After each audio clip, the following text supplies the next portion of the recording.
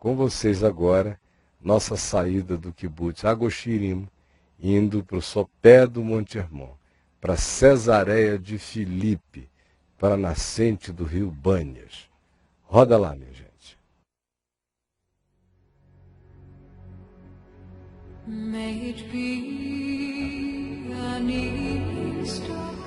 Nós estamos entrando aí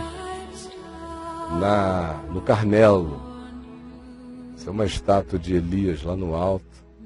Ainda havia sol. Estão aí a Helena e a Bruna me dando um pulinho no banheiro e também já vestindo um casaquinho, que lá em cima estava gelado. Daqui a pouco o Svi vai falar, o nosso guia vai começar a dizer algumas coisas e eu vou... Estamos aqui em cima do Monte Carmelo, o ponto mais alto, a 586 metros em cima do nível do mar, e nós vemos uma vista maravilhosa. Embaixo de nós está o Vale Israelon.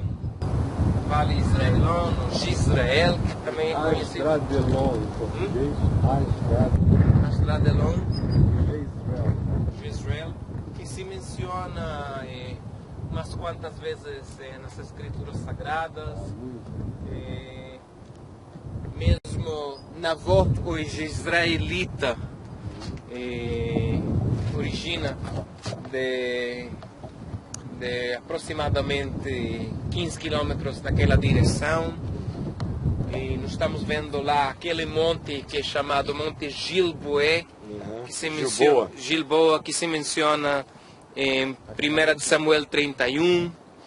Depois vemos o vale de Bet-Shan, que é mais hacia leste. Depois a colina Amoré, onde esteve o povo israelense. De Moré. Exatamente. E mais hacia a esquerda, nós vemos aquela cima desse monte, o Monte Tabor, que se menciona em Juízes 4, mas além disso também é conhecido como Monte da Transfiguração. Que eu não creio. Eu creio que Jesus foi lá para o Monte Hermon. É mais provável, mas... Aqui é mais tradicional. Tradicionalmente, esse é o Monte da Transfiguração que se menciona em Mateus 16:16. E o Salmo também fala que o Tabor e o Hermon se olham, se saúdam.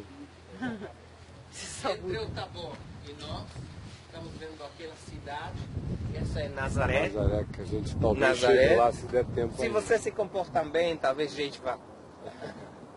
E mais hacia nós estamos vendo aqui uma base aérea da Força Aérea Israelense. E mais perto do caminho estamos vendo aqui o leito do rio Kison, ou Sison, que também é conhecido, que Elias foi lá. Estou seguro que você vai falar disso. E aqui realmente vocês podem ver que esta foi a divisão. Para o norte foi Israel, para o sul foi o reino de Judá, depois da morte de Saul, quando o reinado se dividiu. E lá embaixo estamos vendo uma das fortalezas que defendiam essa linha divisória. Essa é chamada Tel Yokneam.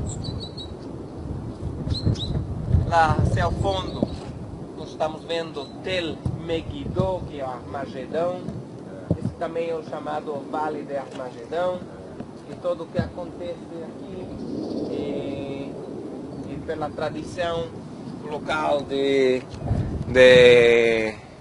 do Apocalipse, que se menciona em Apocalipse 16, 13 também, se não me equivoco. Zacarias também fala do Vale de Astradelon. Sim. Israel significa o lugar que o Senhor plantou. Sim, exatamente. É o lugar pela fertilidade.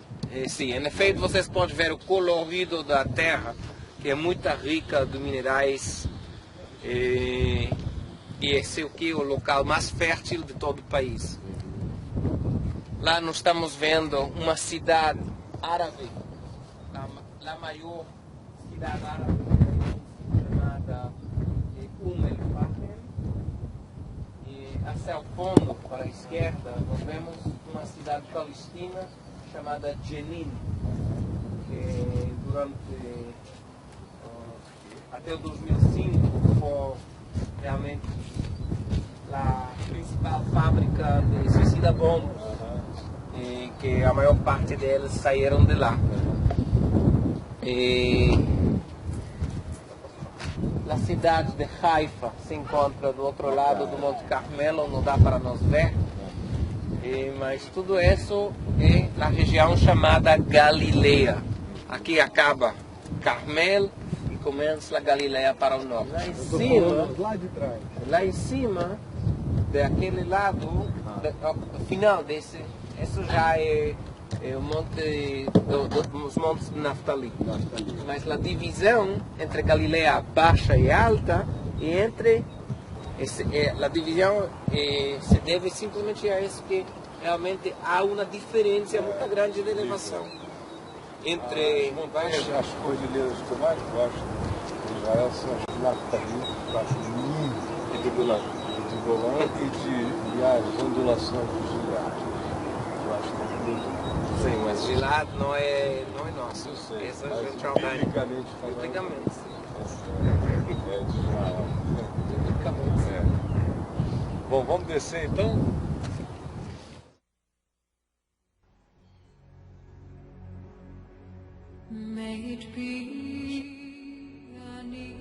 Bom, agora aí já estava escurecendo, a gente deu uma sentadinha aí no jardim, eu contei a história para Helena de Elias e os profetas de Baal, como ele matou os 450 profetas de Baal, os 400 profetas do poste ídolo, lá no Ribeiro de Quizon, e seguimos a nossa viagem para o Agoshirino. Chegamos lá já à noite, portanto, se eu tivesse gravado aí mais tempo, nós teríamos chegado já muito tarde no kibutz, e eu estava preocupado com a hora da refeição, para não ninguém dormir com fome.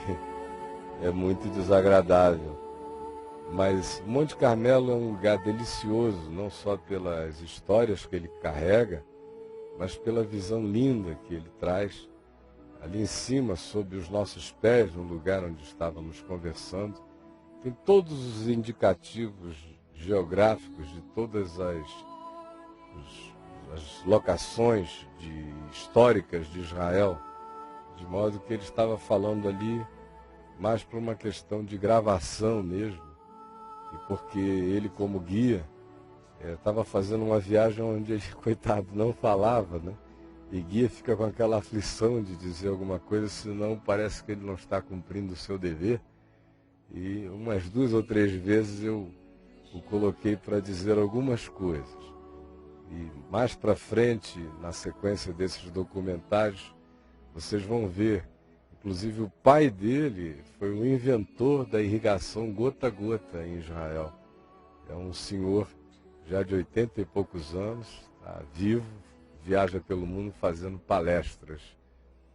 E foi ótimo, ele nos levou também a uma fazenda de um amigo dele, com tudo computadorizado. Nós vamos mostrar aí daqui a mais um mês, talvez, essa sequência, que eu gostaria muito na ocasião que o pessoal que lida aí no mundo rural, com gado, assistisse como é possível com 3 pessoas e um computador moderníssimo, você dá conta de uma fazenda inteira com uma qualidade de leite, de carne, de saúde dos animais, assim, extraordinário, incomparável. Aqui no Brasil, para se dar conta daquela quantidade de gado, você teria que ter muita gente trabalhando e uma gestão de capatazes com a cabeça quente o dia inteiro.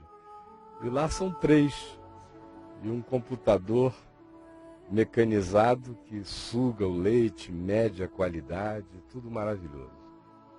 Esse lugar Jezreel é extraordinário. Quem lê o Velho Testamento, especialmente o livro de Reis e Samuel, o vê mencionado direto, Vale de Jezreel. Vocês lembram disso, não é? Aí a casa de Acabe, de Jezabel, foi o centro do culto a Baal, até porque é o lugar da fertilidade. As terras são boas, e o nome diz, é o lugar que o Senhor plantou. E num estelionato extraordinário, Jezabel trouxe o culto de Baal para Jezreel, e Acabe, o marido dela, se deixou seduzir pela vontade dela. E aí isso virou um centro de culto pagão nos dias do profeta Elias. Muitos profetas de Israel foram mortos em razão disso. E aquela convocação que Elias faz a Acabe para que todos se reunissem no Monte Carmelo, aconteceu em razão desse culto que Jezabel tinha instaurado e também em razão do fato de que ela patrocinava todos os profetas de Baal enquanto matava os profetas do Senhor. Esse é o lugar da decisão. Escolhei hoje a quem servireis. Se o Senhor é Deus, servi-o. Se Baal é Deus, servi-o. Mas até quando cocheareis entre dois pensamentos? Foi o que Elias disse a eles. E é a voz que se faz ouvir hoje a nós, a todo aquele que fica na dúvida, no titubeio, que quer o Evangelho apenas pela metade. Aí já passou uma noite inteira, nós dormimos no Agoxirim, essa ponta branca, é o Hermon, nevado fora de época, porque a essa altura, em março, normalmente já não há mais neve no Hermon. O auge da neve é em dezembro e janeiro, nos anos em que há muita precipitação de neve. E este ano houve uma grande precipitação, inclusive na semana passada nevou outra vez, lá no Monte Hermon, mostrando que o clima está alterado mesmo, e com ele as estações. Nós estamos aí na van do Svi, subindo para lá, é um caminho sinuoso, mas antes de chegarmos ao Monte Hermon, nós vamos descer para irmos a Cesareia de Filipe, aonde eu vou contar histórias relacionadas ao lugar, especialmente para minha netinha. Chegamos aí, já nas ruínas da Cesareia de Filipe. Mateus 18 é a referência. O Salmo que a gente leu, 133, é referência para isso. Uma quantidade grande de outros textos sobre essa localidade, desde o livro de Juízes. Essas são ruínas antigas, remanescentes do período da Cesareia de Filipe dos dias de Jesus. Leia Mateus 16 e você vai saber. Agora imagine nos dias de Jesus, isso era uma super cidade romana, linda. Aí estou eu e minha mulher caminhando para lá. A gente vai sentar num lugar, depois mudar para outro por causa do sol. De manhã estava muito frio, mas depois foi aquecendo. Olha a Helena aí. Agora eu calo. Quando a gente vinha pelo caminho, eu falei do rei Herodes algumas vezes e falei das Cesareias que ele tinha construído. Ontem a gente esteve lá na Cesareia Marítima, que é aquela grandiosidade. A outra Cesareia é a Cesareia de Filipe. E é esse lugar que está aqui, no qual vocês ainda veem restos, como desde a entrada a gente foi vendo pedaços de colunamentos, porque foi tudo destruído, mas isso aqui já foi uma coisa absolutamente extraordinária, de bela ao estilo romano. Só que a civilização que existia aqui no lugar, ela remonta a milhares e milhares de anos atrás. Olha, vocês olham nessas paredes, vocês não veem nichos? Ó, tem vários nichozinhos lá. Depois nós vamos chegar perto e vocês vão ver. Nicho, Helena, é um lugar onde se coloca um santo para adorar aquele ídolo, aquele santo.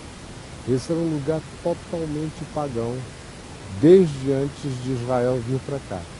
Quando Israel veio para cá, primeiro Abraão veio lá da Mesopotâmia, peregrinou por essa terra, passou a maior parte do tempo lá no sul, além do deserto do Negueb, em Berseba. Depois eles tiveram dificuldades, depois da morte de Abraão, já nos dias de Jacó, Abraão, Isaac e Jacó. Nos dias de Jacó houve fome, muita fome na terra. E eles tiveram que pedir socorro, comida, buscar comida no Egito. É a história do José do Egito, que você já deve ter ouvido. Já ouviu?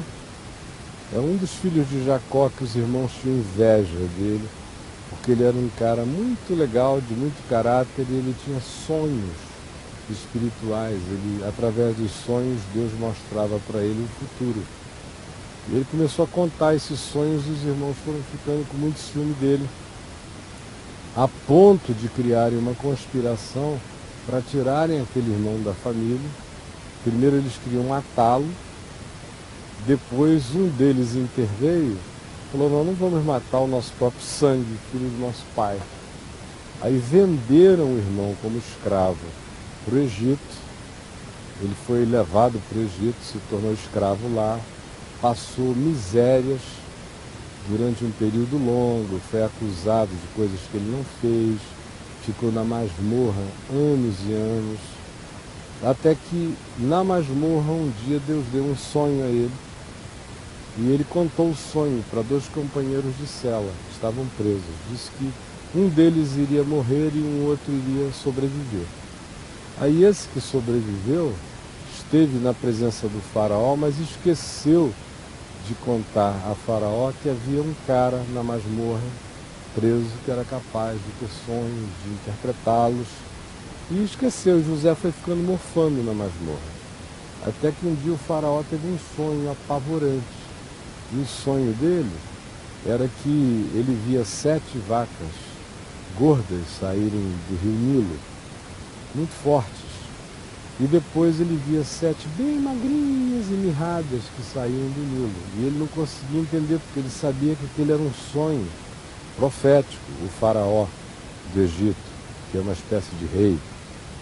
E aí o faraó ficou encucado, desesperado, não entendia aquilo. Aí ele chamou todos os sábios do Egito para tentarem interpretar o sonho dele, e ninguém conseguia. Até que o copeiro dele, que era o cara que tinha escapado, um era padeiro, o outro era copeiro. O padeiro dançou, o copeiro escapou. Aí ele chamou, o copeiro dele viu que o faraó estava naquela situação e disse: olha, eu conheci um rapaz que está preso aqui no calabouço e que ele tem o dom de interpretar sonhos. Aí tiraram José do calabouço. O José foi até a presença de faraó. Primeiro diz que ele fez a barba, que ele ajeitou a aparência. Ele chegou o mais bonito que ele conseguiu na presença de faraó. E quando ele chegou lá, o faraó contou o sonho e ele disse: olha, faraó, o que Deus está dizendo a você é que haverá 7 anos, que ele tinha visto 7 vacas gordas saírem do Nilo. Haverá 7 anos de fartura e depois haverá 7 anos de muita fome aqui. E o que o senhor tem que fazer é aproveitar esses 7 anos de fartura, construir muitos celeiros para guardar todos os grãos e comida e tudo que você puder conseguir guardar para suportar os 7 anos de fome que vem adiante. E foi isso que o faraó fez. Só que o faraó ficou tão impressionado com ele que tirou do cárcere e constituiu José o 2º homem mais importante do Egito, só depois do faraó. E fez de José o administrador de todo o Egito. E José era um judeu, filho de Jacó, o mesmo que tinha sido vendido como escravo pelos irmãos enciumados. Durante aquele período, a fome chegou aqui. Conhece essa história, né? Durante aquele período, a fome chegou na casa de Jacó, do pai de José, que não sabia que o filho dele estava vivo, não sabia que o filho dele tinha se tornado uma figura importantíssima no Egito, e o Jacó mandou os irmãos de José irem até o Egito para pegar comida, para trazerem para comer. E aí, quando eles chegaram lá, o José reconheceu os irmãos, mas os irmãos não podiam nem conceber que aquele garoto que eles tinham vendido como escravo, agora era o segundo homem mais importante do Egito. Muitos anos tinham passado.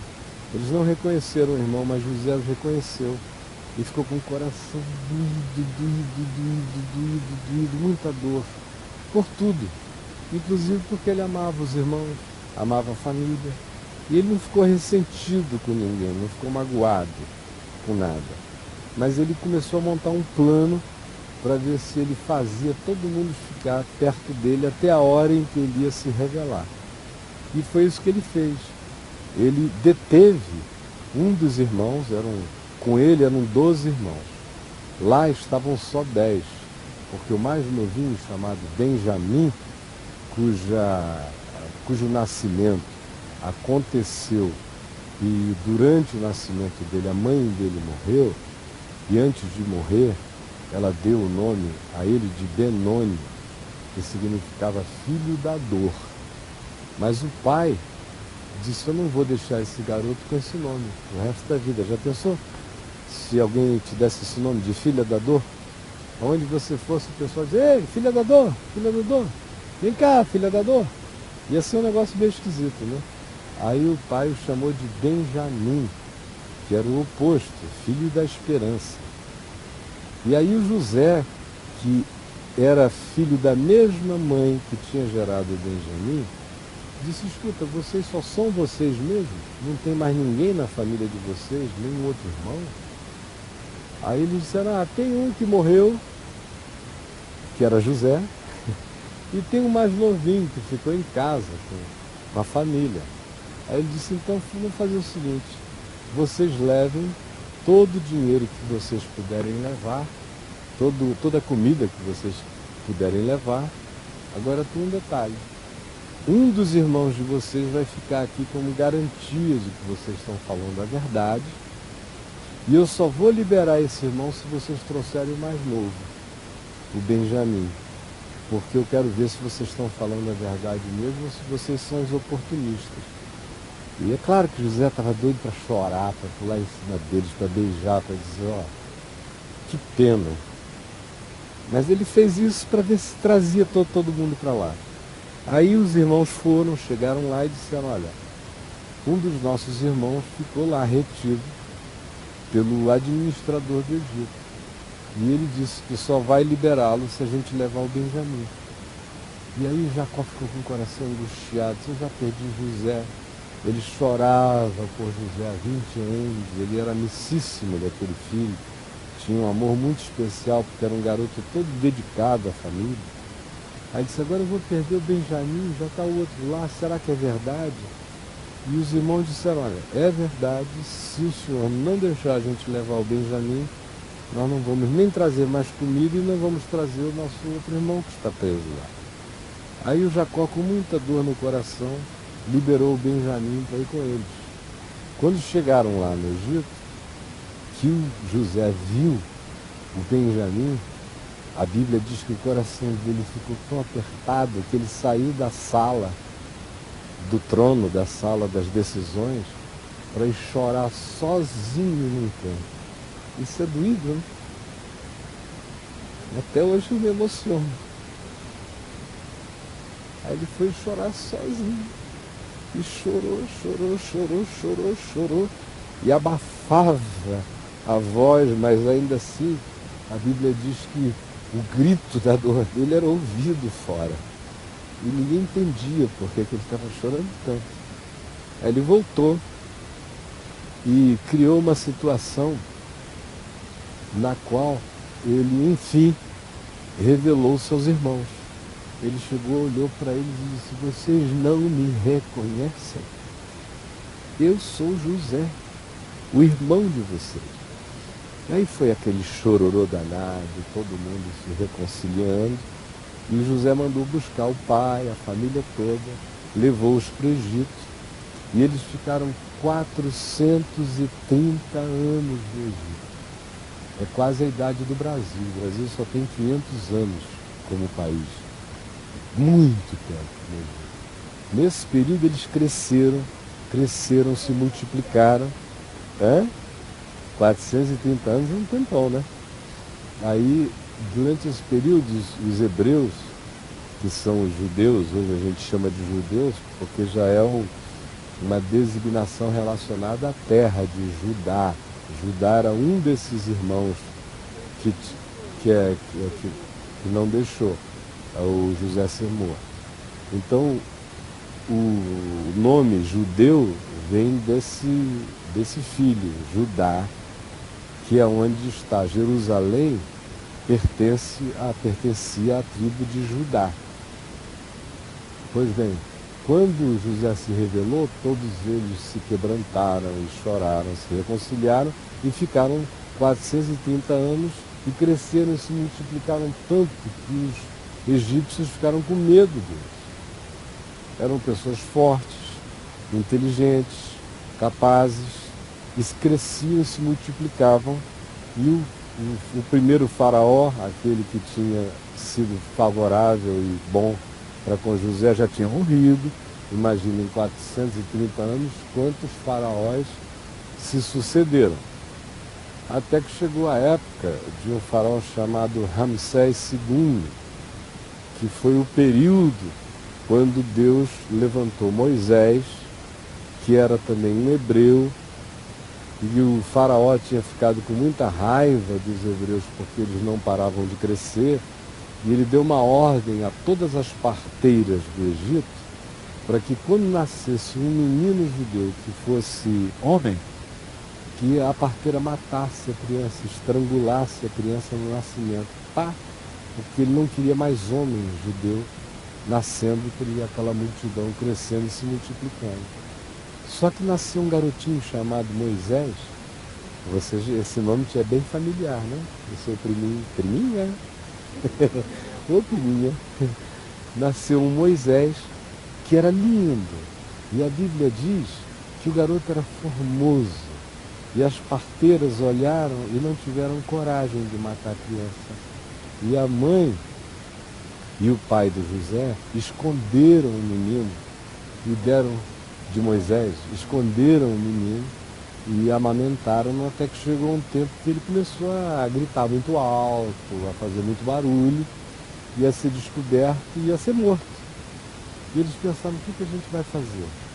Aí eles tiveram uma ideia doida, que só pode conceber essa ideia uma pessoa que tenha muita fé.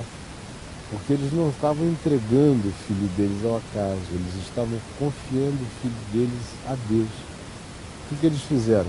Pegaram um cestinho de junco, todo calafetado, com betume para não entrar água, puseram a criança dentro do cesto e soltaram no rio Nilo, nas correntes do rio Nilo. Imagina que coisa doída, para um papai, para uma mamãe, não tinha tudo. Imagina toda a dor e esse perigo todo que estavam sofrendo. E a irmã de Moisés, Miriam, que era uma irmã mais velha, ficou escondida atrás dos juncos. Ontem à noite, lá no Kibbutz Agostinho, a gente passeando à noite, nós vimos aqueles juncos, né? Até eu falei que lá no Nilo tem muito junco, desde sempre. Papiro, junco, é mais ou menos da mesma família.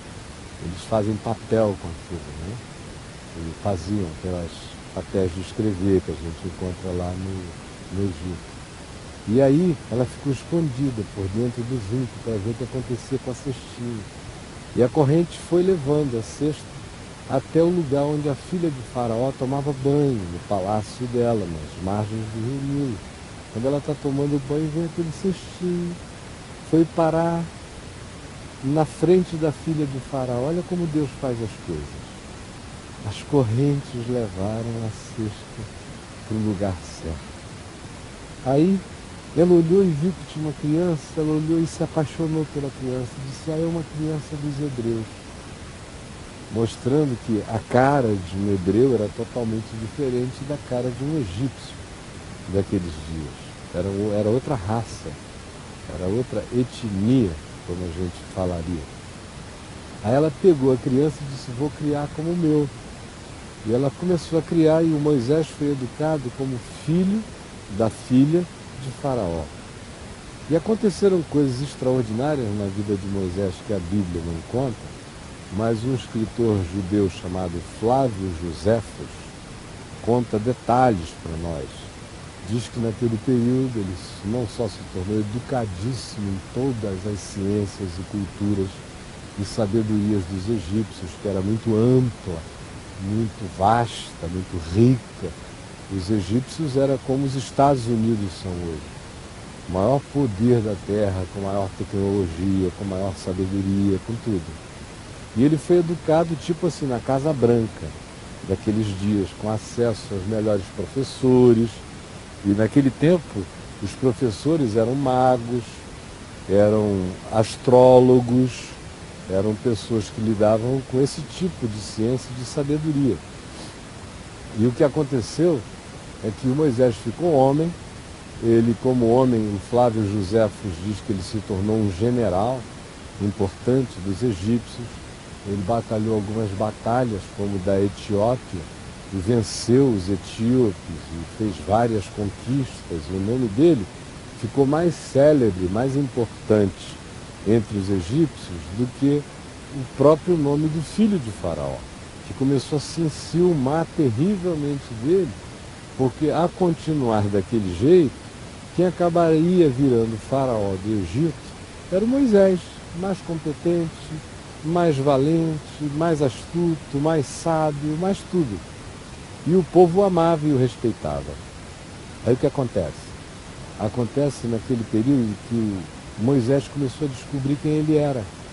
Porque até então ele não tinha desenvolvido a sua identidade de hebreu. Ele sabia que ele era diferente, mas ele ainda não tinha internalizado a profundidade daquela diferença. Até que ele percebeu que de fato ele não era um egípcio, ele era um hebreu, e que havia milhões ali de pessoas da mesma raça dele vivendo como escravos, tendo que fazer tijolo o dia inteiro, carregar pedra para pirâmides, rolar e apanhar, e no chicote, para construir grandes obras que a gente hoje vê no Egito, foram construídas pelos escravos hebreus naquele período, entalhando pedra, carregando pedra, levando para fazer monumentos e palácios. Ele ia passando pela rua e ele viu um egípcio maltratando um hebreu, batendo no cara, e ele não aguentou, ele se revoltou, partiu para cima do egípcio e matou o egípcio. Aí, bom, como ele era filho da filha do faraó, nada aconteceria, especialmente por causa dessa posição. Mas como havia ciúme na família do faraó em relação a ele, eles fizeram daquilo um caso e disseram: nós vamos prender esse cara e vamos sentenciá-lo a alguma sentença pesada. E quando Moisés sentiu que essa era a situação, ele fugiu do Egito, foi peregrinar por aquilo que a Bíblia chama de terra de Midian, que está no deserto, que inclui o deserto do Sinai, e outras áreas, entrando na direção de países que hoje são países africanos. E ele já tinha 40 anos de idade quando esse episódio aconteceu. 40 anos. Ou seja, ele era só 17 anos mais novo do que eu quando isso aconteceu. Ele não era nenhum menino mais, há muito tempo. E ele fugiu e ficou 40 anos exilado, morando no deserto, onde ele encontrou um sacerdote chamado Jetro, casou com uma das filhas dele, teve filhos lá naquele período, e um dia ele estava pastoreando as ovelhas dele, do sogro, pelo deserto, quando ele foi passando num lugar e ele viu um arbusto, uma sarça, que é uma planta do deserto, seca. No deserto dá alguns tipos de planta. Sarça é uma delas, porque ela dá em quase todo lugar seco, ela não precisa de muita umidade. Outra é a acácia do deserto, que você, quando anda pelo deserto do Sinai, você vê acácias às vezes, e elas são cortadas, assim como se alguém tivesse podado, porque a areia e o vento, as tempestades de areia e vento passam e cortam. Então ela está sempre baixinha e podadinha. E ele vinha passando e viu aquela sarça, Quando ele olhou, ela pegava fogo, fogo, fogo, mas ela não se consumia. Aí ele disse, eu vou ver que maravilha é essa. Que planta é essa que pega fogo e não queima? Quando ele foi se aproximando, ele ouviu uma voz que disse, Moisés, tira as sandálias dos teus pés, porque o lugar onde tu estás pisando é terra santa. Aí o coração dele ficou cheio de temor. Ele tirou as sandálias e Deus falou com ele. E disse a ele que ele era o Deus de Abraão, de Isaac e de Jacó, o Deus dos pais dele. O mesmo Deus que tinha se revelado a Abraão lá na Mesopotâmia, que tinha mandado Abraão andar sem saber para onde ia, só pela fé, e que ele estava se revelando agora a Moisés. E que a missão de Moisés era voltar para o Egito e tirar mais de 1,5 milhão, talvez 2 milhões de hebreus da terra do Egito. E ele disse, mas como? Lá eu sou um dos caras mais procurados. Quando eles chegaram, quando Moisés estava lá, que ele ouviu a voz de Deus dizendo isso a ele falou, mas como é que eu vou conseguir libertar esse povo se eu sou um dos caras mais procurados do Egito? Eles não vão deixar, eles vão nos esmagar. Aí o Senhor Deus disse a ele, olha, você não tem que se preocupar com isso. Você quer ver com que poder você vai tirar esse povo de lá? Aí ele disse, qual? Aí o Senhor disse, pega o teu cajado, que era uma vara, uma bengalona de pastor que ele tinha na mão, e joga no chão. Aí quando ele jogou o cajado dele no chão, o cajado virou uma serpente. E o Moisés fugia dela. Aí o Senhor disse, pega ela pela cauda. Quando ele pegou pela cauda, ela virou de novo uma vara. Aí o Moisés ficou perplexo, o Senhor disse, enfia tua mão no peito. Aí o Moisés enfiou a mão dele dentro do peito. Quando ele botou a mão, que ele tirou a mão dele, estava toda leprosa. Aí ele ficou assustado e o Senhor disse, bota a tua mão de novo. Quando ele botou a mão dele, estava toda boa. Ele disse, é com esse tipo de poder que tu vais tirar o povo do Egito. Aí o Moisés ainda ficou na dúvida. Ele disse, mas olha, eu vou chegar lá em nome de que Deus? Eu vou dizer que eu ouvi uma sarça pegando fogo, que não se consumia. E o faraó não vai acreditar nisso. Como é teu nome? Aí Deus disse a ele, eu sou quem eu sou. Vai lá e diz a eles que eu sou te enviou. Essa é uma coisa que me emociona também muito. Por quê? Porque Deus é para além de qualquer nome. Deus é. Ele é. Eu tenho nome, você tem nome, a Bruna tem nome, a vovó tem nome, o Daniel tem nome. Mas Deus, nome para Deus é a gente que precisa de dar um nome a Deus. Mas Deus não se chama por nenhum nome, Ele é. Diz apenas que eu sou, te envio. Aí Moisés foi todo amedrontado para lá. E o primeiro problema dele foi convencer o povo dele, os hebreus, de que ele era um enviado de Deus. Ninguém queria acreditar nele. E ele foi, conversou, e disse, explicou. Além do que ele tinha um problema, ele era gago. Ele falava assim como o tio Pedro um pouco. Era gago. Como o vovô também, você sabe que eu sou gago? Eu só curei a minha gagueira. Mas eu até hoje sou gago, a vovó sabe que eu sou gago. A sua bisavó sabe que eu sou gago. Eu comecei a pregar o evangelho com 18 anos e eu ainda era muito gago. E eu comecei a orar e jejuar e pedir a Jesus para me curar da minha gagueira. Ele me curou da minha gagueira, mas eu ainda sou um gago que já não gagueja. Entendeu? Só que ele era bem gago. E ele falou, foi uma das coisas que Moisés disse a Deus, mas como é que eu vou falar? Além de tudo, eu ainda sou gago. Aí Deus disse, mas o teu irmão Arão é um homem bom de palavras. Então tu serás para ele como eu sou para ti. Tu serás para ele Deus, e ele será a tua boca. Vai lá, fala para Arão e Arão vai falar com o povo. E foi o que Moisés fez, com a dificuldade para convencer o povo. Mas chegou uma hora que o povo disse, então tá bom, vai e tenta, porque a gente está morrendo mesmo aqui. E Moisés voltou, foi ao palácio do faraó, imagina o que foi voltar lá, ele agora já com 80 anos de idade. 80. Ele ficou 40 anos na casa de faraó, 40 anos no deserto, imagina, com 80. Aí ele chega lá, já um senhorzão, idoso. Ele chega, cabeça branca, já rodado. Ele chegou e falou, olha, eu sou, me enviou a ti, faraó, para dizer, deixa o meu povo ir, deixa o meu povo ir. Aí o faraó disse, não, já tinham mudado os faraós, agora já estava lá o Ramsés II, já tinha havido o primeiro faraó, o faraó que tinha criado Moisés, que tratava com o filho, já tinha morrido, e agora era o que era enciumado dele, que era o chefão, que era o faraózão.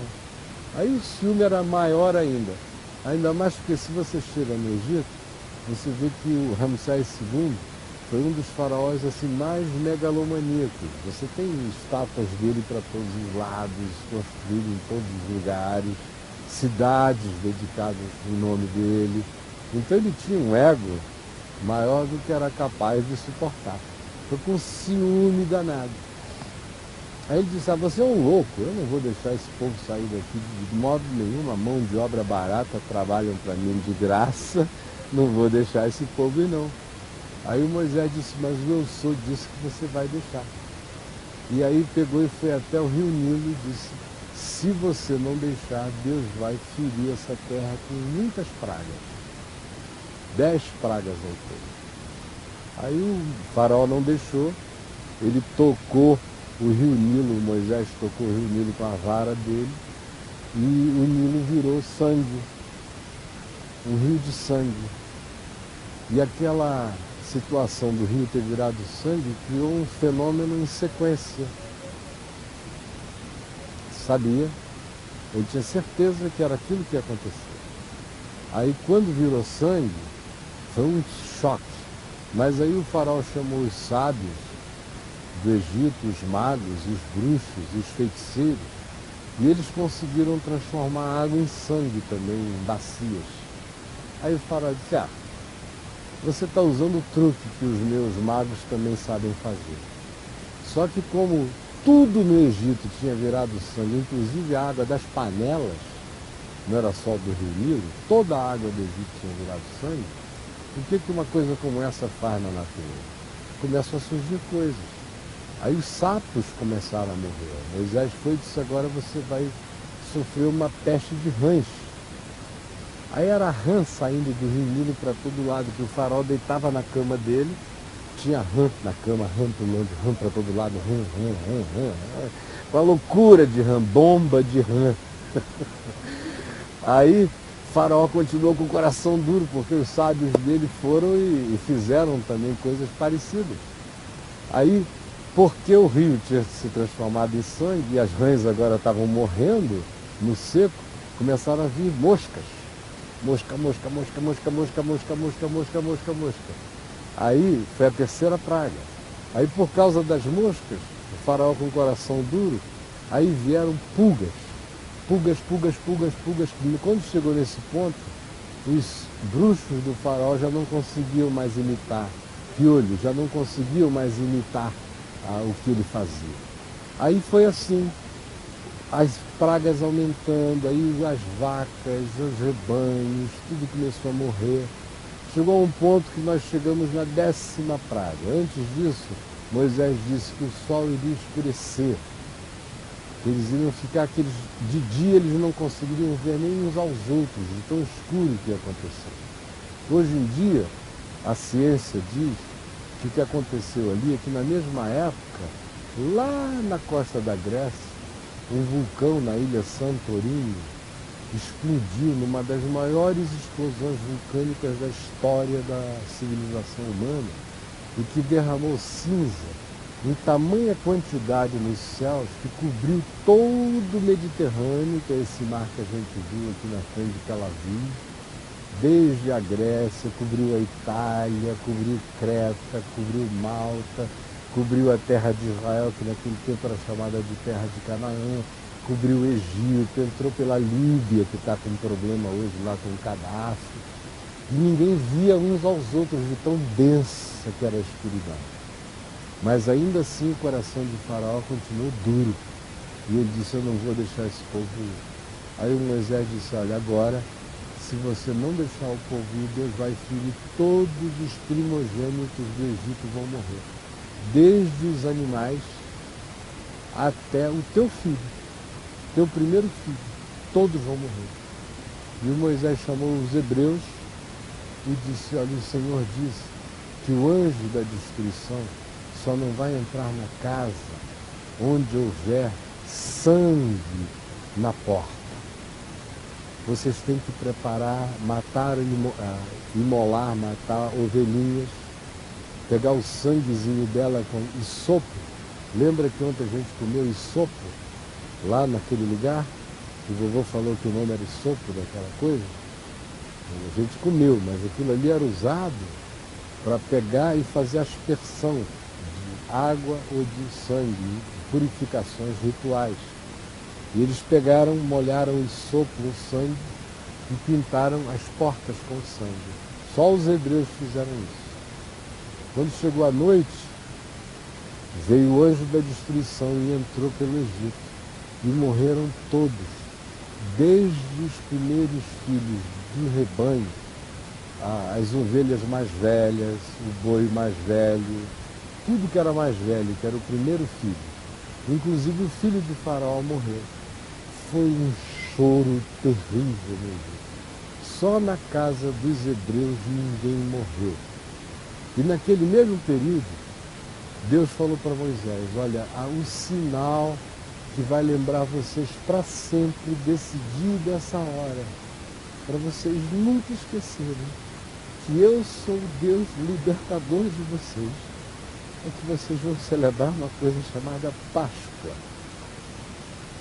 que em inglês o nome é Passover, que significa passar por cima. E em hebraico é o mesmo sentido, passar sobre, passar por cima. O anjo passou por sobre a casa dos hebreus sem fazer mal, mas aonde não havia sangue, ele entrou e matou os primogênitos. Por isso os judeus celebram a Páscoa e nós também celebramos a Páscoa. Só que infelizmente no Brasil e no mundo inteiro cristão, a Páscoa virou essa coisa idiota de ovo, de coelhinho, de não sei o quê. O povo já nem sabe mais o que é a Páscoa. A Páscoa é uma coisa muito linda, muito linda. Jesus, inclusive, morreu na Páscoa. Você sabe por quê? Simbolizando o cordeirinho.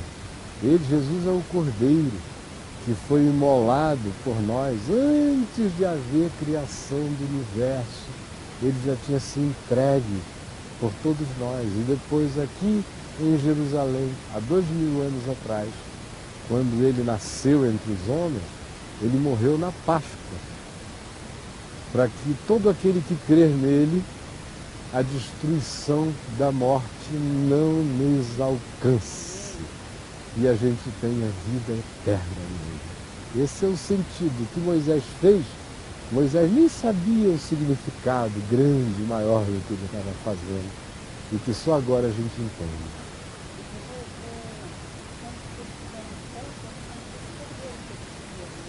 Era da refeição que eles comeram com pães asmos, que é um pão sem fermento, e com ervas amargas. Eles fizeram aquela refeição enquanto no Egito todos os primogênitos morriam, mas na casa deles você veja que não era uma festa. Era um pão sem fermento que não tem gosto, e a erva que eles comeram tinha que ser amarga. Porque não dá para você ficar gritando de alegria enquanto tem gente morrendo também, né? Não dá para ficar. Então era uma coisa muito séria, muito doída, de todos os lados. Muito mesmo.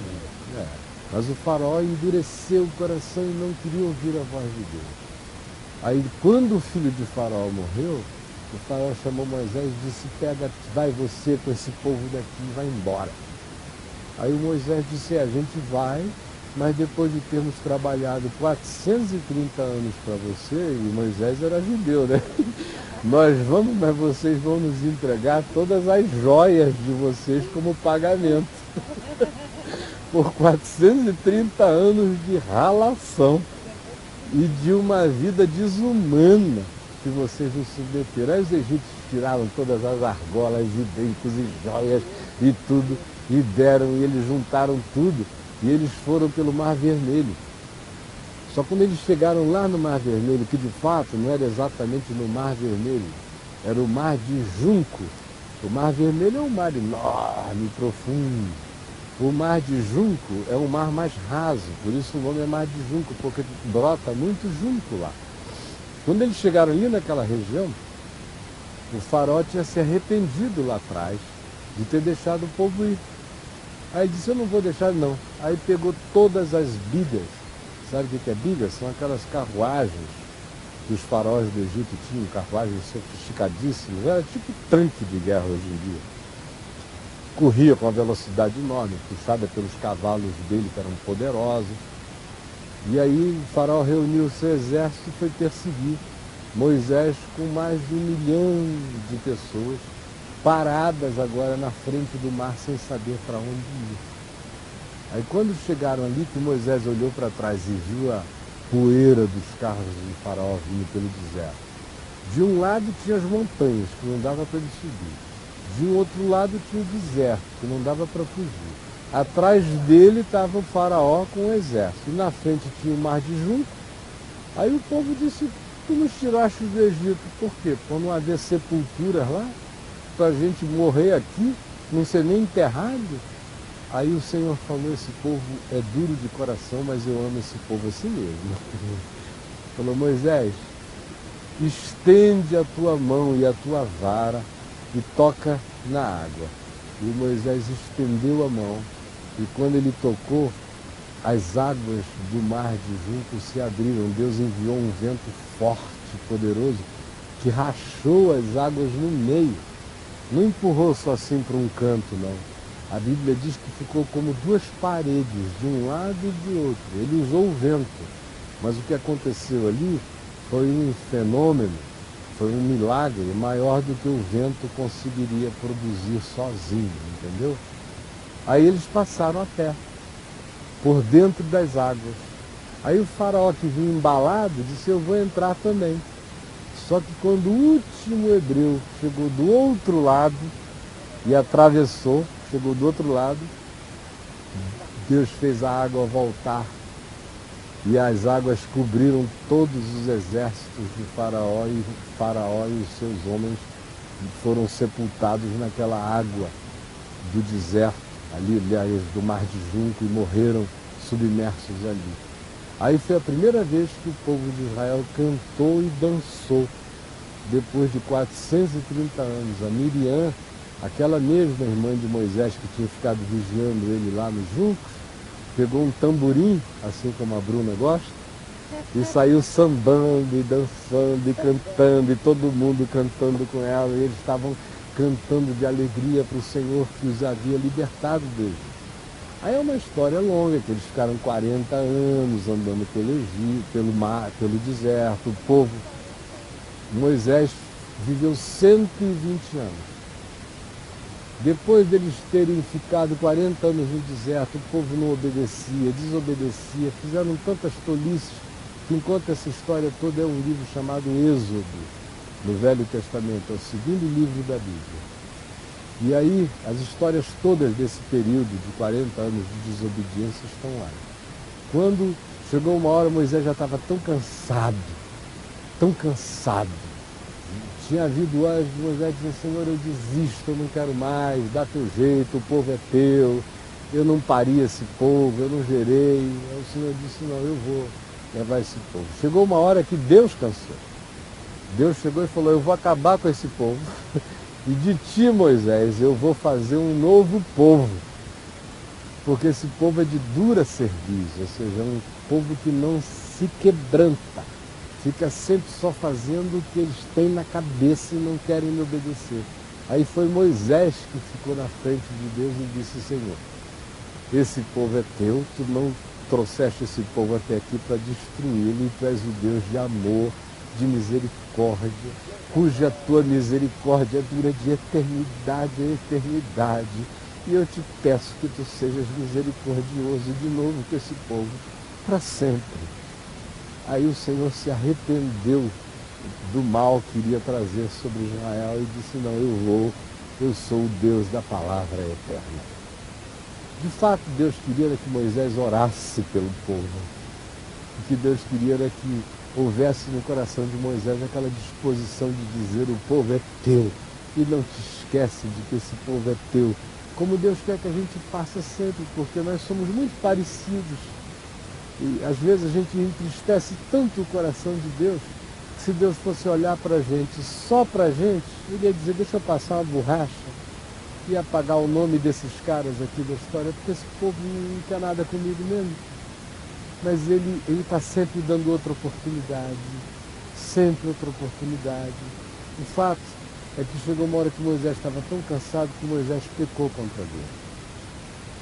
O povo reclamando que não tinha água no deserto, e Deus fazia brotar água da rocha, de coisas assim. Aí eles reclamavam que não tinha comida, aí começou a chover pão, maná.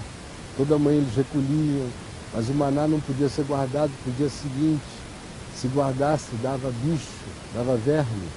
Por isso é que Jesus nos ensinou a orar dizendo: o pão nosso de cada dia nos dá hoje. Porque comida não é para a gente ficar guardando em armazéns enquanto os outros passam fome. Por isso Jesus não disse o pão meu, ele disse o pão nosso. Porque se eu tenho pão e você não tem, eu tenho que repartir o meu pão com você. Se eu possuo alguma coisa que o outro não possui, eu tenho que dividir com o outro. Tudo que Deus fez não é para um, é para todos. E se todos tiverem esse coração, ninguém passa fome. O mundo só passa fome porque todo mundo quer ter sozinho muito para si. Essa coisa de dizer: eu quero ficar muito rico, muito rico, muito rico, é pecado diante de Deus, porque você só não peca quando fica muito rico, quando a sua riqueza é dividida, é compartilhada, você faz o bem, ajuda a quem tem necessidade. Pois bem, Moisés cansou, e o que aconteceu é que chegou um dia que o povo reclamou de novo que não tinha água, e Deus falou a Moisés: Moisés, fala rocha, olha só, é uma rocha como essa aqui, no meio do deserto. Aí Moisés, ao invés de falar rocha, ele estava tão pau da vida, tão pé da vida, o Moisés, que ao invés dele falar, dizer rocha, dá água, em nome do Senhor, ele pegou a vara dele e deu uma cacetada, pai, sai água da rocha. E a Bíblia diz no Salmo que ele se mostrou precipitado no que ele fez. Ele agiu com raiva, com ira e com extrema precipitação no coração.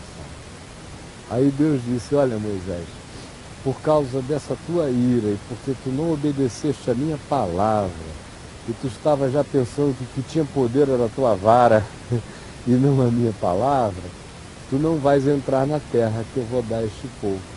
Tu vais morrer aqui no deserto, tu vais apenas ver a terra de longe. Aí ele levou Moisés, sabe para onde? Ele levou Moisés para um lugar alto onde eu já levei a vovó no passado, para um monte chamado Moabe, para uma colina alta do monte de Moabe, que está do outro lado do Rio Jordão.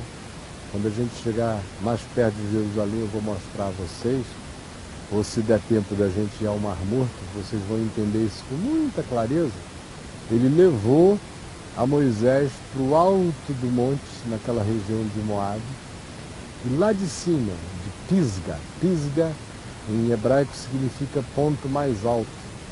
Lá daquele pontinho de cima, ele olhou toda a terra de Canaã, que é essa terra de Israel onde a gente está ali, as montanhas de Naftali estão ali. Ele viu de cima essa terra toda e abençoou a terra, abençoou o povo, mas ele mesmo não entrou na terra, ele foi sepultado lá num lugar que até hoje ninguém sabe aonde é, porque a Bíblia diz que o Senhor mesmo o sepultou. Tamanha era a amizade de Moisés com Deus. Eles ficaram amigos. Deus fica amigo da gente. E a gente pode ficar amigo de Deus. Mas não é porque Deus é nosso amigo e a gente é amigo de Deus que a gente pode sair fazendo besteira com Deus.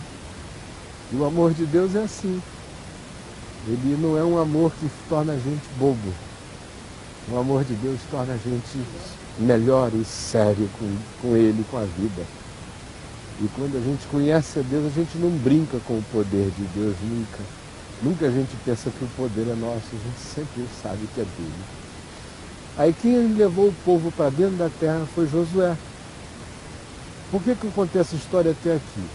Lembra que eu comecei mostrando os nichos da pedra? Porque quando Josué entrou com o povo aqui, eles fizeram um sorteio e dividiram a terra em 12 partes. Quando a gente estava ontem de manhã lá em Jope, lembram que eu disse que um pedaço, houve 2 tribos de Israel que tiveram a sua parte de terra dividida. Uma foi a tribo de Manassés, que é onde está a Galileia, que uma parte da tribo ficou do outro lado do Jordão, onde hoje é a Jordânia, e a outra parte ficou do lado de cá, entre o Rio Jordão e o Mediterrâneo, o Mar Mediterrâneo. E a outra tribo foi aquela de Dan, lembra? Do hotel que a gente ficou, não tem o nome de Dan? Porque lá em Tel Aviv era parte da tribo de Dan. Jope era parte da tribo de Dan. Então ficou um pedaço da tribo de Dan lá onde a gente estava ontem, e outro pedaço aqui.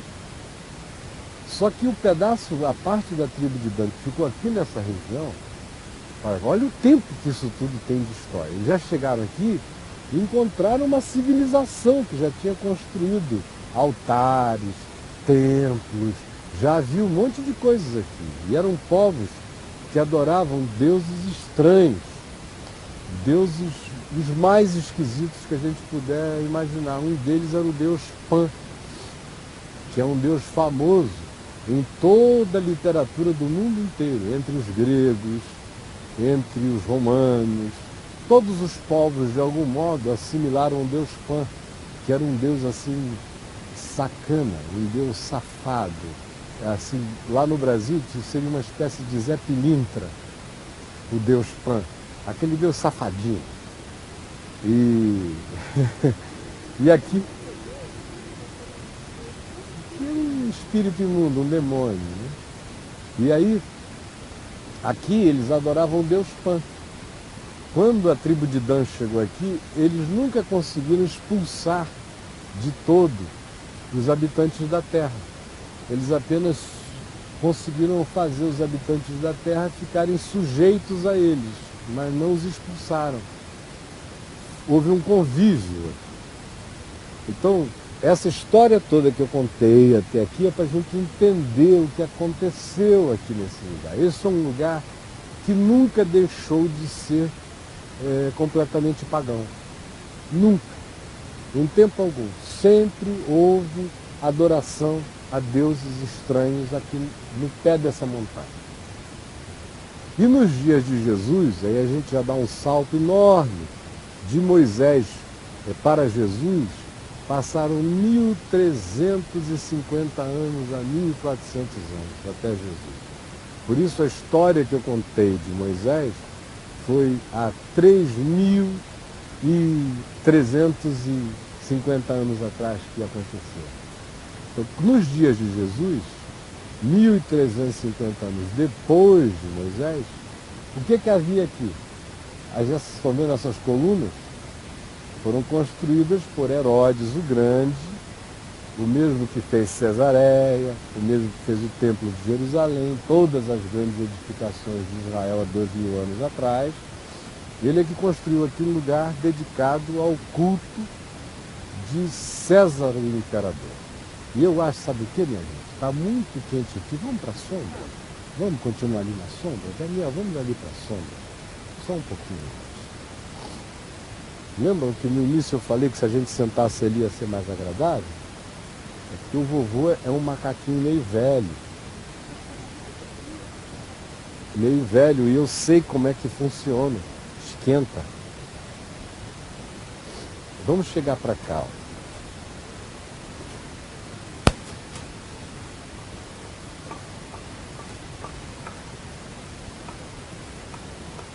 Olha como é muito mais agradável aqui.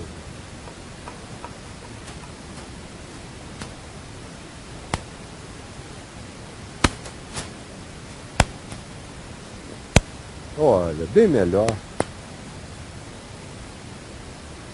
Vocês não acham que aqui está quase perfeito? Vocês não querem sentar para ali, mais agradávelzinho? Vamos esperar a Nanazinha chegar, que ela vem cheia de... Vem igual uma escrava hebreia vindo pelo Egito, cheia de cargas.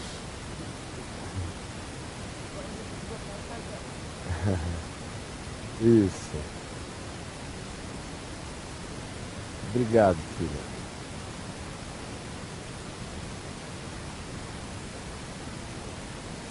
Então, quando Jesus viveu aqui, o que ele chegou aqui, ele encontrou aqui, foi uma cidade pagã que misturava aqueles cultos antigos que nunca tinham saído dessa região, com agora uma cidade dedicada ao imperador romano, onde havia também culto ao imperador. Você sabia que o imperador era cultuado como Deus? Ele era chamado de Senhor. Todos eles. Chamado de Senhor. Augustos, o déspota. Quando diziam Jesus é o Senhor, era a mesma expressão que se dizia para César. César é o Senhor. Então, quando Jesus chegou aqui, a cidade era enorme, cheia de colunas, grandiosa, maravilhosa. E ele entrou aqui com os discípulos dele. E foi aqui nesse lugar que pela primeira vez Jesus falou a palavra igreja. Está em Mateus, no capítulo 16, que diz assim, que eles saíram lá da Galiléia, do mar da Galiléia, andando na direção norte, na direção do Monte Hermon. Isso aqui é a base do Monte Hermon, lá em cima, está nevado, daqui a pouco a gente vai chegar lá na neve. E ele veio entrando aqui, naquele lugar maravilhoso, de belo, ao mesmo tempo cheio de paganismo. E foi aqui nesse lugar, onde tinha todo tipo de deuses, de altares, que ele disse, eu vou edificar a minha igreja, e as portas do inferno não prevalecerão contra ela. Agora, ele não disse isso em Jerusalém, ele disse isso no meio dos ídolos. Como os salmos diziam, na presença dos deuses eu cantarei louvores ao teu nome, ó Senhor. E Jesus veio no lugar mais pagão que tinha em Israel, plantar a igreja dele, declarar que os ídolos, os deuses, nunca iriam prevalecer sobre a realidade do eu sou, do Deus que tinha se revelado a Abraão, Isaac e Jacó, e que Jesus é a encarnação desse Deus entre nós aqui, os humanos na Terra. O que acontece daí para frente é que Jesus, depois de ter falado isso, ele pegou os 12 apóstolos dele, separou 3, Pedro, Tiago e João, e disse para os outros 9, vocês fiquem aqui, porque eu vou subir nesse monte para orar. E ele subiu nesse monte. Subiu, a gente não sabe até a que altura do monte ele foi. Mas quando ele chegou lá em cima do monte, ele começou a orar e os 3 discípulos estavam assim com sonolentos, meio cansados, como algumas pessoas que eu conheço.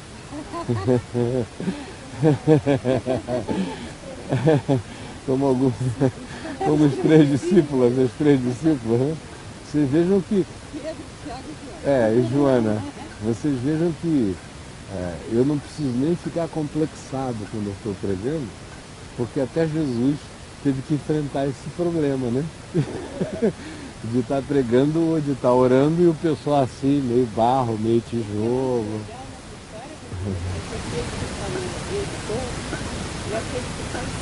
É.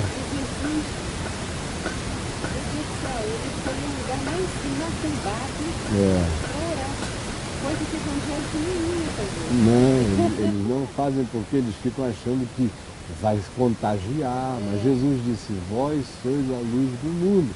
Lembram ontem à noite no Kibutz, quando a gente andando, que a gente viu as cidadezinhas em cima das montanhas de Naftali, que eu falei, olha, foi isso que Jesus quis dizer, que ninguém pode esconder uma cidade edificada sobre o monte, vós sois a luz do mundo. A luz prevalece sobre as trevas.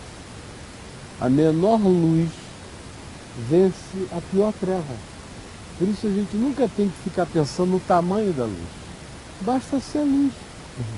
Se for uma grande luz, vai iluminar tudo. Mas se for um vagalume, já vai iluminar. Se for uma pequena lamparina, vai ser o suficiente para você andar. E é isso que o Evangelho faz por mim e faz por nós. Ele é luz nos nossos caminhos, é lâmpada para a gente. Acende a luz. A gente não tem que ficar preocupado com as trevas. A gente só tem que andar como luz. E Jesus disse que luz é aquilo que acontece dentro do coração da gente, quando o coração da gente é bom, é cheio de fé, é misericordioso, é amoroso, é bondoso. Isso é luz, a gente vira luz quando a gente é assim. Quando o olhar da gente é bom, quando a gente não olha para a vida querendo pensar o mal, imaginar coisas ruins, mas sempre planejando o que é bom, você vira um ser iluminado andando. Aí não tem razão para ficar com medo de paganismo, nem de deuses, nem de bruxos, nem de feiticeiros, nem de nada, porque eles é que fogem. É como o vovô diz, eu sou, em Jesus, um assombrador de assombrações. Quem corre de mim são as assombrações. Os fantasmas é que correm de mim, os demônios é que correm de mim. Por quê? Foi o que Jesus disse, edificarei a minha igreja e as portas do inferno não prevalecerão contra ela. Então nós estamos na terra como luzes, para andar sem medo, se a gente andar com Jesus. Se andar sem Jesus, a gente vira trevas, é comido pela escuridão. Mas com Jesus ninguém tem que ter medo de nada, nós somos um farol. Pedro disse que nós somos como luzeiros nesse mundo de escuridão, resplandecendo nas trevas, como faróis na escuridão. E é isso que todos nós temos que ser. Que cada um de nós tem que ser, que eu estou tentando ser desde 18 anos de idade. Às vezes eu consigo mais, às vezes menos, mas eu tento todo dia. E eu faço tudo para ver se todo mundo vira luz também. E é por isso também que a gente está aqui. Para ver se o coração da gente ganha consciência de quem nós somos. De para que a gente está nesse mundo. A gente não está aqui só para brincar de luz. A gente está aqui para iluminar. Para fazer uma diferença total entre os homens, a humanidade, no planeta. A gente tem que ser uma coisa ou outra. A gente tem que ser os alienígenas da Terra nesse sentido de que está todo mundo em trevas e a gente chegou carregado de luz. Entendeu? Pois bem, eu já estava lá em cima do monte com os 3 discípulos com sono e Jesus orando. E aí o que acontece? O que acontece é que, de repente, o rosto de Jesus ficou mais brilhante do que o sol ao meio-dia, no meio da escuridão da noite. E as vestes dele ficaram resplandecentes como a luz. E aí, uma nuvem luminosa os envolveu. Imagina o cenário. Imagina só, fica olhando. Olha para ele e vê aquele sol. Aquele rosto iluminado como se fosse um sol. Vazando luz de dentro dele. As roupas dele alvas, brancas e reluzentes. E aquela nuvem de luz cobrindo a todos. E apareceu, sabe quem? Olha como o vovô não dá ponto sem nó. Eu fui lá para o Egito com Moisés, porque quem foi que apareceu ali em cima? Moisés. E ontem a gente esteve no Monte Carmelo, eu contei a história de Elias e os profetas de Baal. Lembra que ele matou os profetas no Ribeiro de Quizon? Apareceram junto com Jesus, ao lado de Jesus, Moisés e Elias. Moisés foi quem deu a lei, trouxe a lei de Deus para o povo de Israel, os 10 mandamentos. E Elias é o representante de todos os profetas. Quase todos os profetas que vieram assim com aquela forma de profeta mesmo, em Israel, vieram na escola de Elias, depois de Elias. Eles vieram como aqueles que contestavam, que eram pessoas que sempre estavam marginalizadas, porque eles nunca viviam nos palácios. E quem quer andar com Deus mesmo não pode ficar fazendo negociação. Então, o vovô não dá ponto sem nó. Eu comecei falando, incluí Moisés, porque quando Jesus estava lá em cima e tudo aquilo aconteceu, ele se transfigurou, apareceram para ele Moisés e Elias. Moisés foi o homem que trouxe a lei, os 10 mandamentos, e Elias, a pessoa que representa os profetas. Porque o profeta é aquele homem que não fica fazendo negociação, nem com rei, nem com político, nem com gente rica, nem com nada disso, por causa de interesse. O profeta é um indivíduo que só tem uma cabeça e uma vontade. É servir a Deus de todo o coração, sem negociação. Ainda que por isso ele pague com a própria vida. Por isso apareceram lá Moisés e apareceu Elias com Jesus. Aí você tinha Moisés representando a lei, Elias representando os profetas e Jesus representando tudo. Tudo. Aí os discípulos estavam olhando aquilo assustados, mas como certas pessoas que eu conheço não estavam dormindo muito bem à noite, e eles estavam assim meio sonolentos, de modo que o espetáculo era maravilhoso, mas eles estavam fazendo força para ficar acordados, vendo aquilo tudo chocante diante deles. Aí Pedro teve uma ideia estúpida. Ele falou: bom é estarmos aqui, façamos, que é bom estar aqui num lugar maravilhoso, não dá vontade de ficar para sempre num lugar desse, armar uma tenda e ficar por aqui, ainda mais em cima do Monte Hermon. Ainda mais com Jesus, Moisés e Elias e tudo, aquela glória. Aí Pedro disse: vamos ficar por aqui, vamos fazer 3 tendas. Uma será para ti, Jesus, outra para Moisés, outra para Elias. Aí a Bíblia diz: mas ele não sabia o que falava, porque Jesus não é para ficar em tenda, não é para ficar num lugar. Jesus não é para virar ídolo, Jesus não é para virar templo, Jesus não é para virar religião. Jesus é vivo, ele é o eu sou.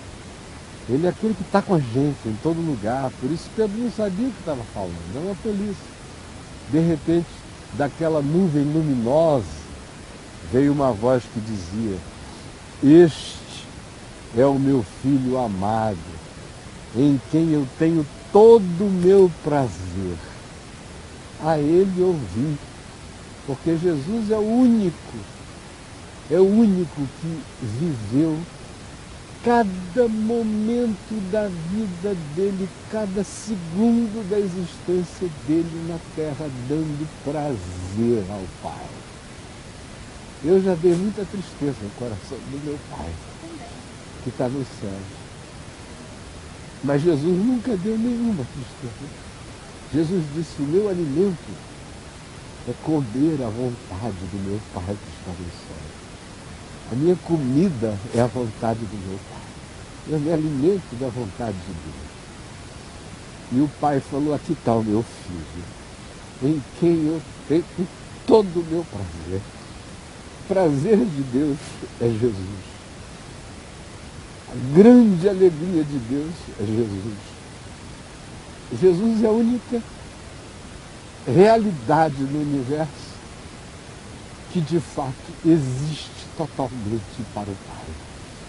A gente quer, mas às vezes a gente esquece, a gente é muito bobo, a gente se confunde, a gente se ilude, a gente se distrai. Mas Jesus não, Jesus era todo para o Pai. Aí depois que isso aconteceu, a nuvem luminosa foi embora, Moisés e Elias desapareceram. Ficou só Jesus.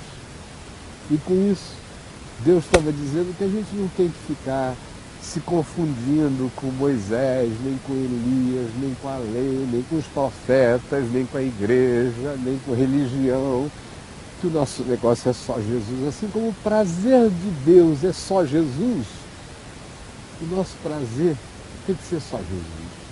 Esse é o meu filho amado, em quem eu tenho todo o meu prazer. A ele ouvi.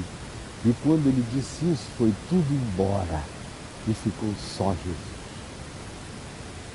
Então, a mensagem deste lugar para nós é essa, de que tanto faz em que lugar do mundo a gente esteja vivendo. Se a gente está vivendo num lugar aqui cheio de macumba, de demônio, de ídolo, de tudo, nós não temos que ter medo de nada. Se a gente andar com Jesus, que é a luz, nós somos luz.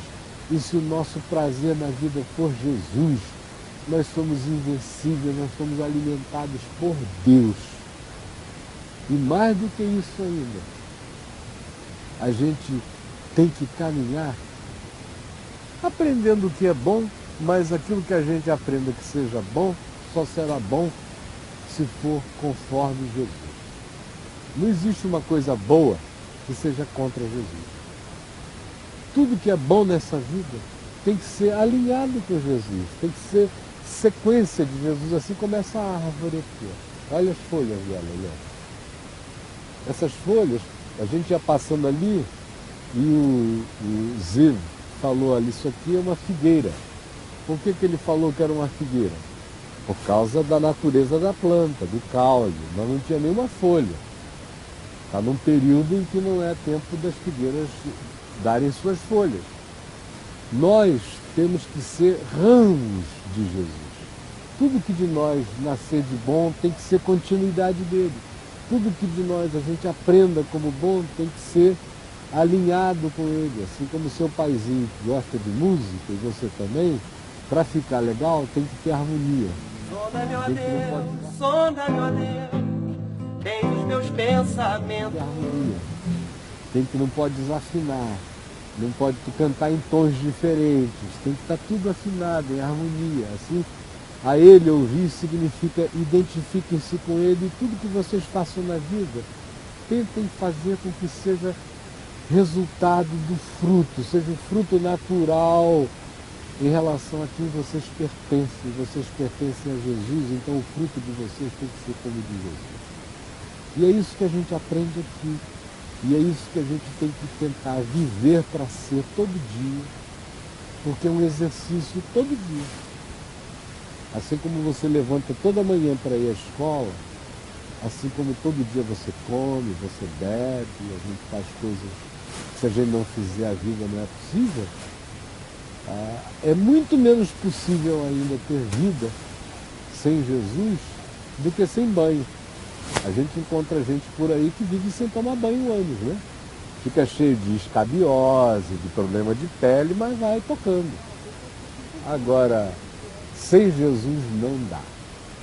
Porque sem Jesus a gente existe, mas a gente não vive. Uma coisa é existência, outra coisa é vida. Fazem da gente gato e sapato. Eles entram na casa e vão destruindo, vão acabando. Jesus falou, olha, no mundo tereis aflições, mas tem que ganhar, eu venci. Então quem está com Jesus, isso é tremendo. Pode viver uma era crescente, sempre tendo vitória, sempre tendo alegria, porque essa coisa vem de Deus, ele não de fora. Amém. E olha, o que eu queria agora era que a gente orasse. Vamos, eu queria que o meu sobrinho Daniel não ficasse fora disso, porque ele está só filmando. Põe a câmera parada ali, enquadra na gente, Daniel. Enquadra e você vem para cá também, porque a gente vai orar pela nossa família.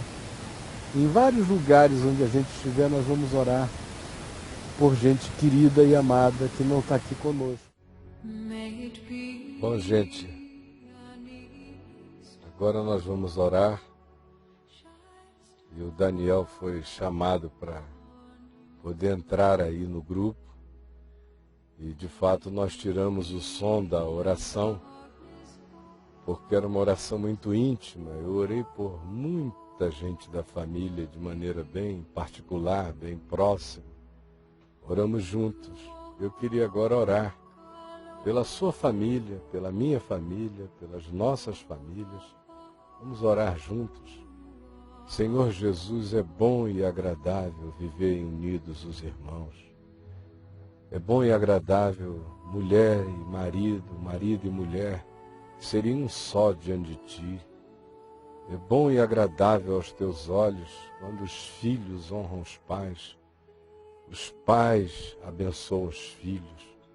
É bom e agradável quando nós nos esforçamos pelo bem, em torno daquilo que nos seja comum. Nós somos chamados a orar pelos que estão ao nosso lado, como a tua palavra manda, dizendo que se alguém não cuida dos seus, especialmente dos da sua própria casa, é pior do que o incrédulo e tem negado a fé. Tanto quanto nós somos chamados a orarmos pelos nossos inimigos e adversários, e os que nos perseguem, os que não nos querem bem, nós somos chamados a orar, Senhor. Orar pela vida, orar pela paz, orar pela justiça, orar para que o entendimento não seja um bem só nosso, mas se espalhe por todos.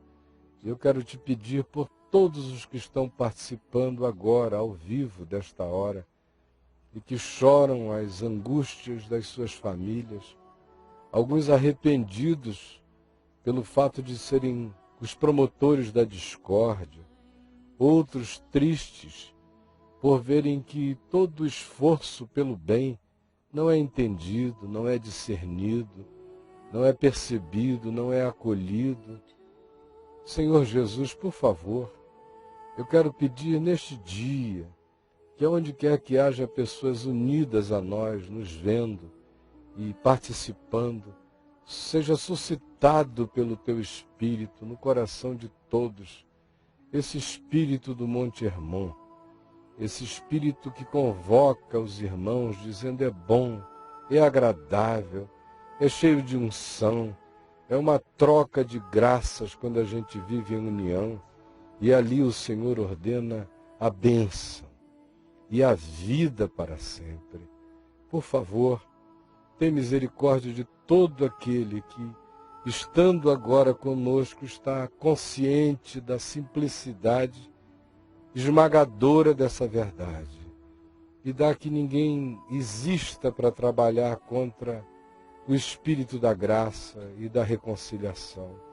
Eu te agradeço pela vida da minha mulher, pela vida da minha netinha, pela vida da Naná, pela vida do Daniel, que tu nos deste a chance de estarmos juntos nesta viagem, assim como eu oro por todos os meus filhos, por todos os que se vincularam a eles, noras, genros, Senhor Jesus, pelos netinhos amados e preciosos, cada um deles, até pela Lara no ventre da Juliana, derrama o teu Espírito sobre ela. Obrigado pela alegria da família. Te agradeço pelos pais que me geraram, por aqueles de quem eu sou fruto, dos quais eu descendo não só na carne, mas também no Espírito, pelo legado espiritual que me veio através deles, sem cujo legado a minha vida não seria como ela é, não teria nem vida provavelmente.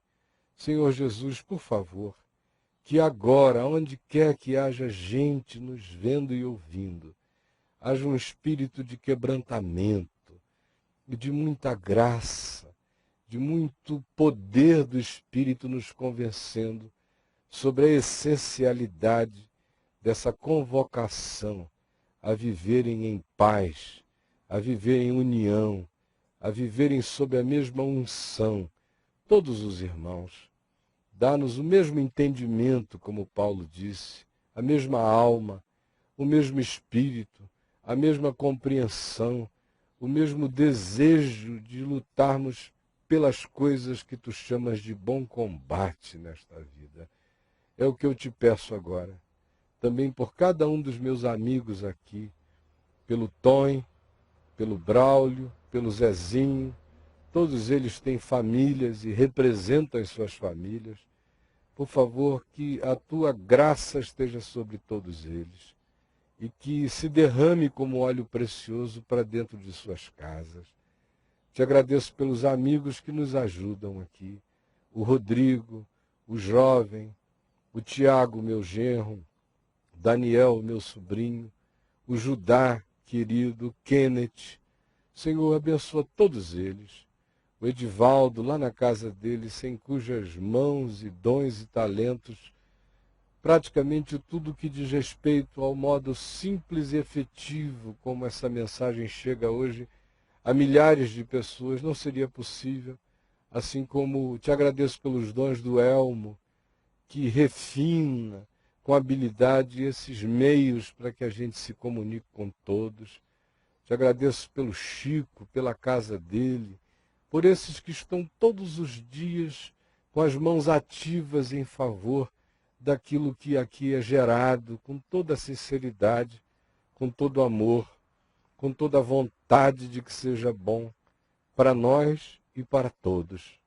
Muito obrigado pela manifestação do teu Espírito na nossa vida.